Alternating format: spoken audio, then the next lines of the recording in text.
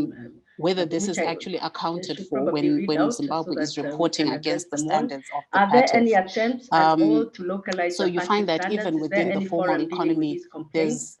there's a lot of Then another informality question for because they're also Anthony, using in their business value chains in formal traders. And they also don't sometimes take their money to the bank. We've got a lot of companies that have been robbed on their premises and have lost millions of dollars, questioning whether indeed they're even banking their money, even though they're formal organizations. Thank you so this much. is why These we're are saying very we're also difficult finding and some interesting informality within questions. the formal economy itself. It's so difficult tax evasion to activities and other illegal questions. activities can actually when go you look undetected.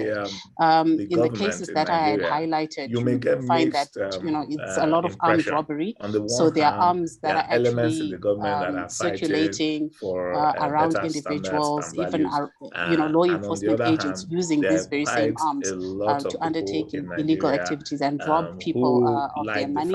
And so the informal economy can actually then be used as a way of cleaning money that is illicit financing.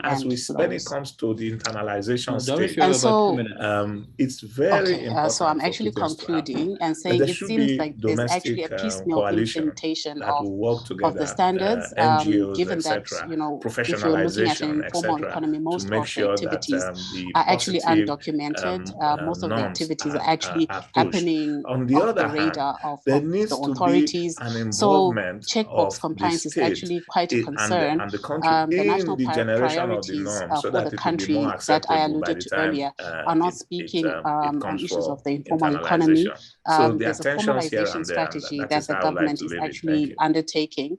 However, thank you very much, there are issues and concerns of whether this will actually be for the benefit of the country or just to make sure that they're milking informal workers. So the country has really been focusing on beneficial ownership for formal businesses, but not for the informal economy. And also recommendation 8 around NPOs. And there has actually been in the country a huge furrow over the issue of non-governmental organizations and recommendation 8. And so I'll end it here in the interest of time. Thank you, Richard. Thank you very much, Doris, for this very interesting and very important presentation, the global especially when we look at with regards they to set the these standards according to what and they I know, think that ties in quite well with one of the we need from to the bring in previous our panel own who understanding mentioned and sometimes our interesting African countries so that have the a lot of norms are also recommendations to suitable implement. But are these relevant in all the aspects in given the situation, the context in Africa? And I think that essentially addresses fits in quite nicely and ties in quite well. African representation. Thank you very much for that, and I do really hope and that, how that impacts we will on continue that inclusiveness. discussion during the Q&A session. I think it's important not to focus only on country membership. Law that it underestimates the impact of FSRBs, the regional bodies, regional bodies, taking any role Jaba, in helping to improve the capacity and for North African countries, countries or other agencies. Their voices are Africa invited into the process implementation in order to bring balance. I'm sorry, Connie, and I think you just those have to wrap up now. Yes, we are totally out of time. Okay. And then in addition to that, just wrap up some of your last the biggest successes that we've had, so to wrap getting it all changes up, I in would say FATF that, norms there is hope. was outside of FATF and the outside of membership, can be called to the table, where we and we look into these issues and we ask, how do we go about this? I believe that convinced the decision makers, even though we were not in the room. Way, so there are ways, which I do think it's important for the global south it's just a matter to consider, of especially using adapting the capacity at this event in the global to south. build the data to make a compelling case. Thank you so much, to change standards Connie, so that they meet the integrity again, objectives very of Africa. Insightful presentation. Thank you so much. Thank you so much, all the panelists, Connie, Anthony, and also Professor. And I think we are looking forward to the rest of the sessions for today and also tomorrow. I'll hand back to the coordinators of this program. Thank you. Thank you so very much. Thank you so very much. I've actually got a problem with my camera at the moment, so I will log off and log back in shortly. But I'd like to just invite Mr. Richard Chellin to come up so that he can introduce his panel and the next session. Thank you.